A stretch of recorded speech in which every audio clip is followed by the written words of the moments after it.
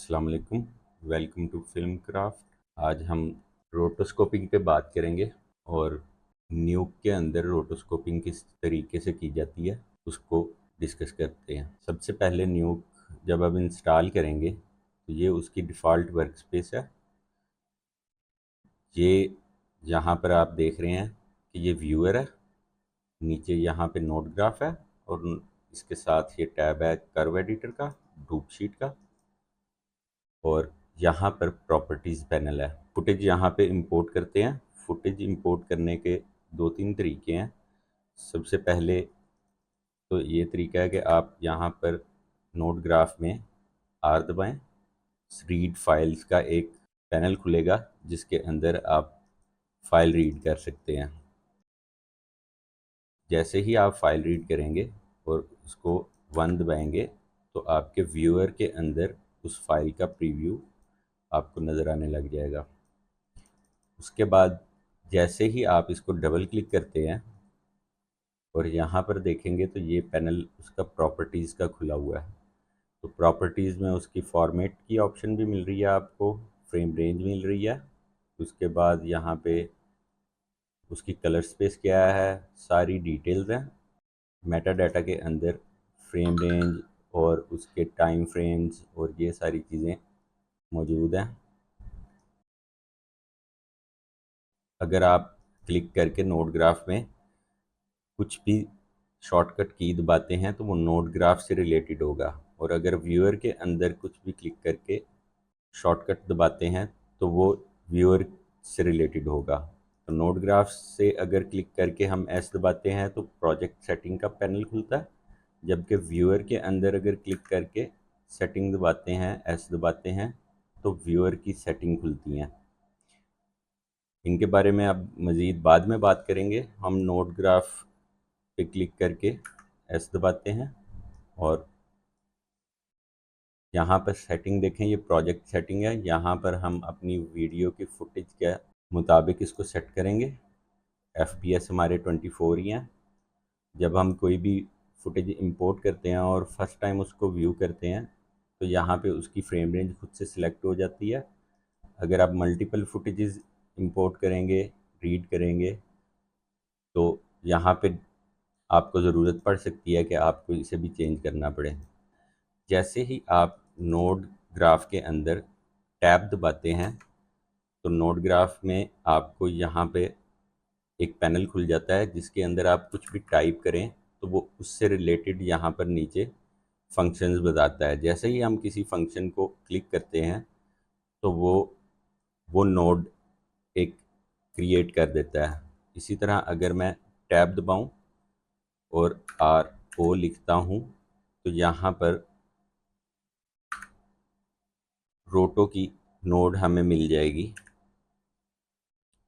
रोटो, अब रोटो की ये नोड है, ये नोड आप यहाँ से पैनल्स के अंदर भी नोड्स आप सेलेक्ट कर सकते हैं, और कुछ नोड्स जो बेसिक हैं उनके शॉर्टकट्स भी हैं। तो रोटो का शॉर्टकट है ओ दबाते हैं, रोटो आ गया।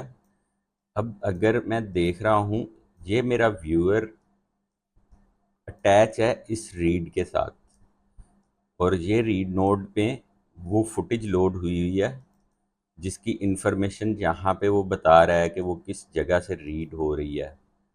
अगर मैं इस फुटेज को देख रहा हूँ तो वो व्यूअर में उसी को दिखा रहा है। अब मैं अगर रोटो की नोड को देख रहा हूँ तो वो रोटो की नोड को दिखा रहा है। तो रोटो की नोड ब्लैक है क्योंकि हमने इसमें कुछ भी नहीं बनाया। इसको डबल क्लिक करते हैं तो इधर इसका रोटो की सेटिंग का पैनल खुल जाता है, और साथ ही इधर इसके कुछ पैनल की चीज़ें आ जाती हैं। ये सिलेक्शन का टूल है, ये जो नोड्स हैं उनको चेंज करने का टूल है, और ये नीचे उसके शेप्स के मुख्तलिफ टूल्स हैं। तो हम बेजियर टूल लेते हैं और यहाँ पर ड्रा करते हैं। जैसे ही हम इसको क्लोज़ करेंगे तो ये कंप्लीट हो जाएगी और आप ऑटोमेटिकली सिलेक्शन टूल के ऊपर आ जाएंगे। अब ये एक रोटो कंप्लीट हो गया, लेकिन सोचने की बात यह है कि ये नज़र क्यों नहीं आ रहा। तो पॉइंट ये है कि इस वक्त पे अगर रोटो की आउटपुट देखें तो वो अल्फ़ा पे है। अगर हम इसको RGB पे कर दें तो अब वो आरजीबी पे नज़र आ रहा है। हम इसको अल्फ़ा अगर करते हैं तो वो आरजीबी पे नज़र नहीं आएगा, और जैसे ही मैं यहाँ से इसको अल्फ़ा करूँगा तो अब वो अल्फ़ा चैनल में नज़र आ रहा है। दूसरा तरीका अल्फ़ा स्विच करने का ए है शॉर्टकट। तो ए दबाएंगे वो अल्फ़ा दिखाएगा, दोबारा ए दबाएंगे वो आरजीबी दिखाएगा। जो शेप्स हैं वो अगर हम यहाँ से सिलेक्ट करें तो हम मुख्तलिफ़ तरीके से उनको ड्रा कर सकते हैं। ये सर्कल है, इसी तरह यहाँ पे रेक्टेंगल है, यहाँ पे ओपन स्प्लाइन है जो आपको 2 पॉइंट या 3 पॉइंट या जो भी है वो एक ओपन स्प्लाइन लाइन के तौर पे आपको उसका कंट्रोल देती है।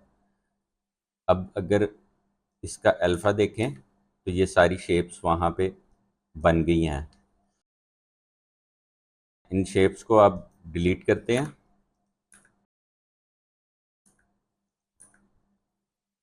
ये एक एक्लिप्स है हमारे पास।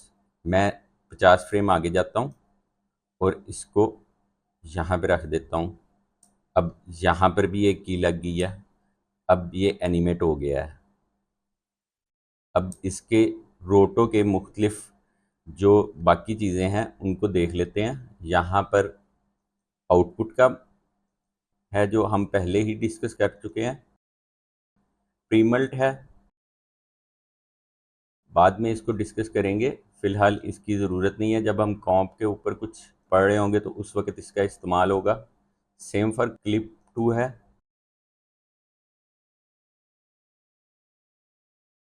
जब हम कॉम्प के ऊपर कुछ स्टडी कर रहे होंगे तो उस वक्त इसका भी इस्तेमाल पता लग जाएगा। ये उसकी ओपेसिटी है। फीदर आप देख रहे हैं वो कैसे काम कर रहा है। अगर फीदर मैं यहाँ पर 100 कर देता हूँ और उसके बाद फीदर फॉल ऑफ चेंज करता हूँ तो वो उसकी फॉल ऑफ चेंज करता है। इनको डिफ़ॉल्ट पे रीसेट कर देते हैं। अब अगले टैब में आते हैं तो ये ट्रांसफॉर्म है, नीचे की तरफ करूं और 370 और यहाँ पर भी 370 कर दूं।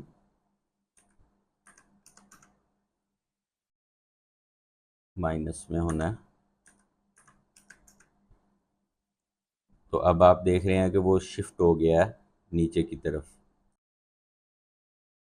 इससे बेहतर ये होता है कि आप इसके नीचे एक ट्रांसफॉर्म लगा लें और उसको शिफ्ट कर लें, तो वो ज़्यादा इजी वे है बजाय इसके कि हम उसको वैसे यूज़ करें ट्रांसफॉर्म टैब को रोटो वाली नोड के अंदर से।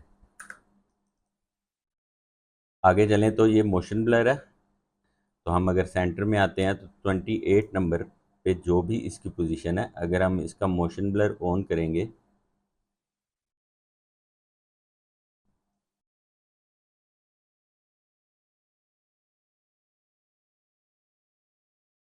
तो वो इसके एजेस में मोशन ब्लर ऐड कर देगा।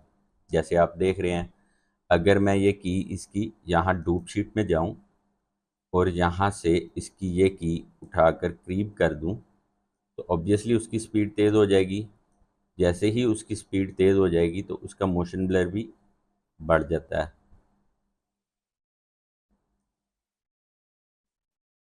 अब आपको काफ़ी वादिया नज़र आ रहा होगा कि वो मोशन ब्लर क्रिएट हो गया। यहाँ नॉर्मल है और यहाँ पे वो मोशन ब्लर में है। इस तरह अगली जगह पे आए तो ये शेप का टैब है। शेप के टैब को अगर हम समझने की कोशिश करें तो ओपन स्प्लाइन लेते हैं।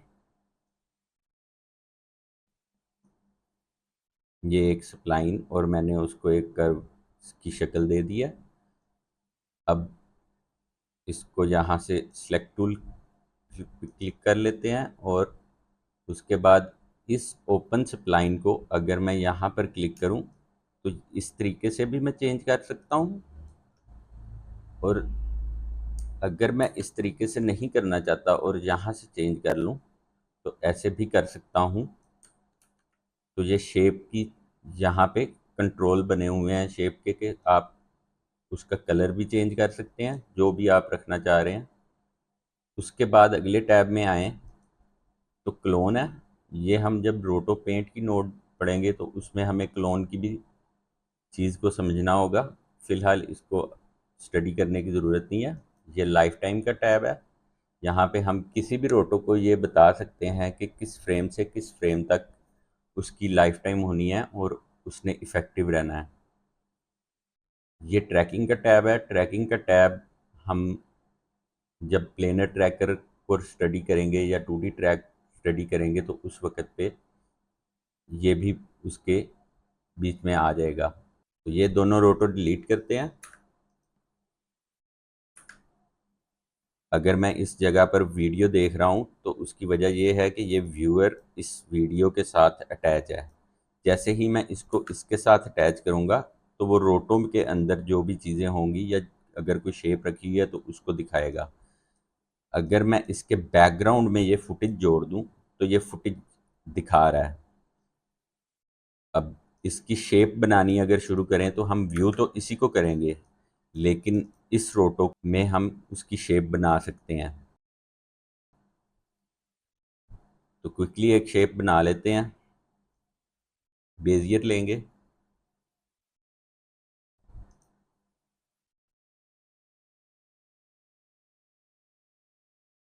तो हमने एक शेप बना ली है, लेकिन आप देख रहे हैं कि ये हार्ड कॉर्नर्स हैं। हम इस वक्त पे इन कॉर्नर्स को अगर यहाँ से देखें तो यहाँ पर ये स्मूथ पॉइंट का एक टूल है, इसको क्लिक करें और ये स्मूथ हो गया है। अब यही चीज़ अगर आप शॉर्टकट्स में देखना चाहते हैं तो किसी भी एक पॉइंट को पकड़ें और Z दबा दें। तो हम पूरे को कंट्रोल A दबाते हैं और Z दबा देते हैं तो सब बेजियर हो गए हैं, स्मूथ हो गए हैं। अब इसको थोड़ा सही तरीके से अलाइन कर लेते हैं।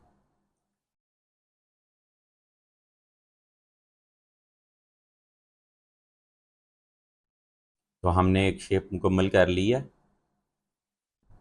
अब हमने ये शेप जिस फ्रेम पे बनाई है हम उससे पिछले फ्रेम पे चले जाते हैं और इसको शेप को वहाँ पे भी कीज़ लगानी शुरू कर देते हैं। हम बहुत ज़्यादा फ्रेम नहीं इसको एनिमेट करेंगे, 25 फ्रेम तक कर लेते हैं।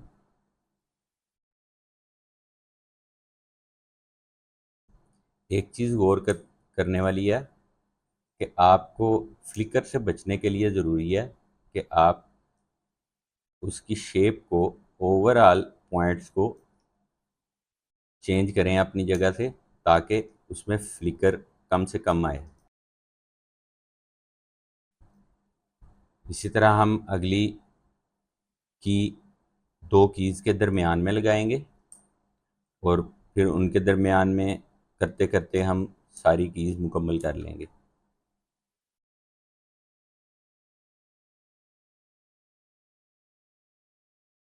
व्यूअर में या नोट ग्राफ में या इवन प्रॉपर्टी पैनल में अगर हम क्लिक करके स्पेस दबाएं तो वो फुल स्क्रीन हो जाती है।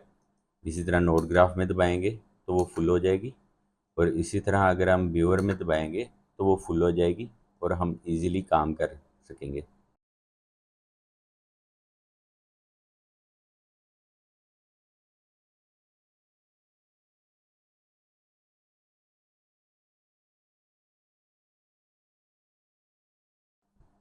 तो यह मुकम्मल हो गया। अब हम 25 फ्रेम तक इसको अगर लॉक करना चाहते हैं तो हम कंट्रोल दबा के किसी भी जगह पर इसको लॉक कर सकते हैं। टाइमलाइन को वर्किंग एरिया चूज़ करने के लिए इस वक्त पे ये 100% ओके नहीं है, मैंने क्विकली इसको किया है। हम इसको बेहतर भी कर सकते हैं। ये मैनुअल रोटो करने की टेक्निक थी। अब हम एक और रोटो लेते हैं जिसमें हम उसको ऑटो ट्रैक करने की कोशिश करेंगे।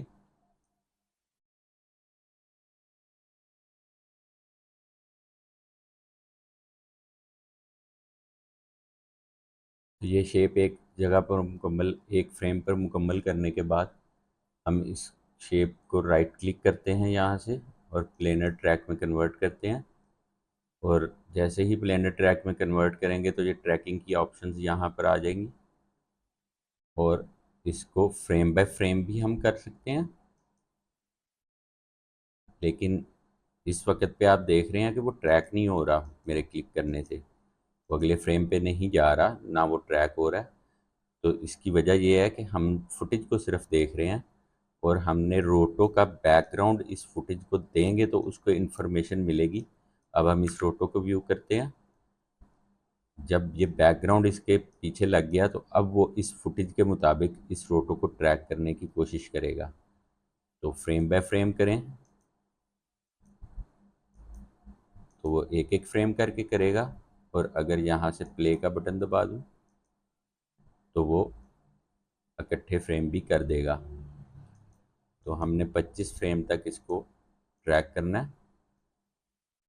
तो यहाँ तक देखें, वही काम जो हमने उसमें हर फ्रेम पे की लगा के किया था, वो हमारा काम एंड एक ही दफ़ा में हो गया है।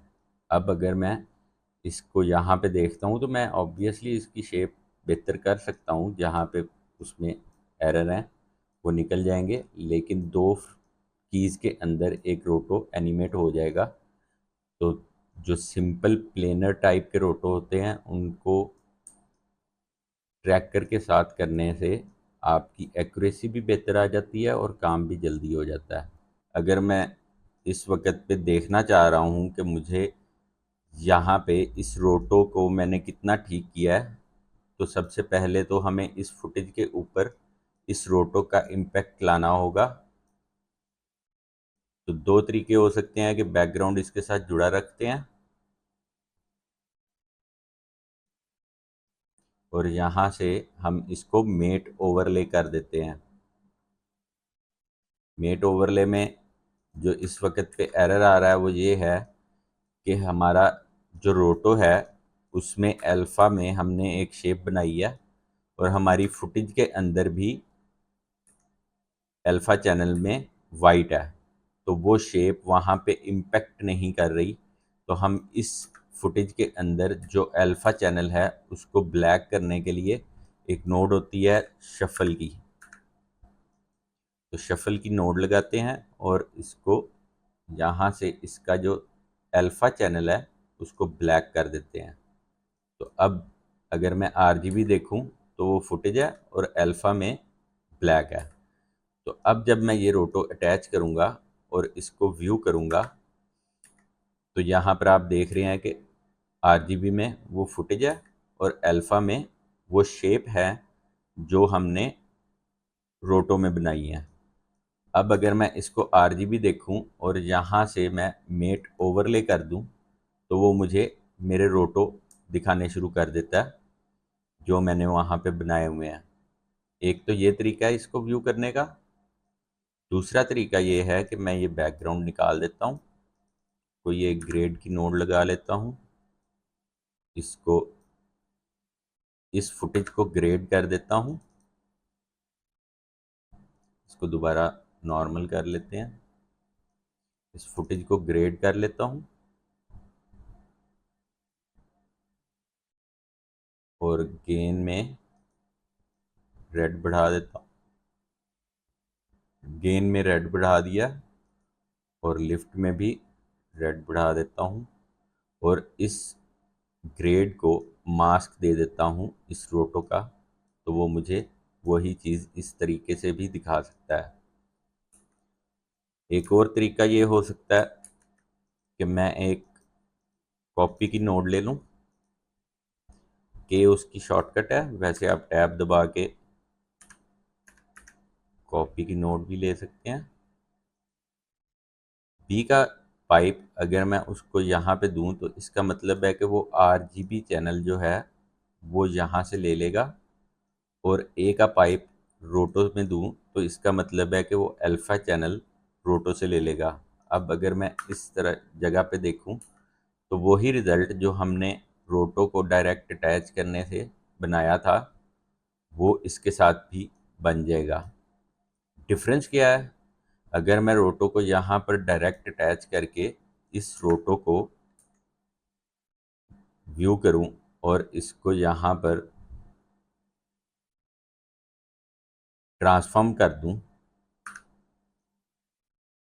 तो ये ट्रांसफॉर्म पूरी फुटेज को अपनी जगह से हिला रहा है, आरजीबी को भी और अल्फ़ा को भी। अगर यहाँ पर अल्फ़ा देखूं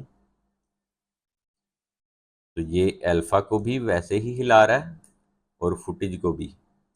जबकि अगर मैं इसको रोटो के साथ से अटैच कर दूं और इस ट्रांसफॉर्म को यहाँ पे देखूं तो अब फुटेज अपनी जगह पे है लेकिन अल्फ़ा अपनी जगह से हिल गया है। तो ज़रूरत के मुताबिक आप इसको कर सकते हैं, आपको क्या यूज़ करना है उसका। बहरहाल ये भी एक तरीका है। इसके आगे अगर मैं एक प्रीमल्ट लगा देता हूँ तो आप देख रहे हैं कि वो सिलेक्शन जो मैंने रोटो में ली है वो इस वक्त अलग हो गई है।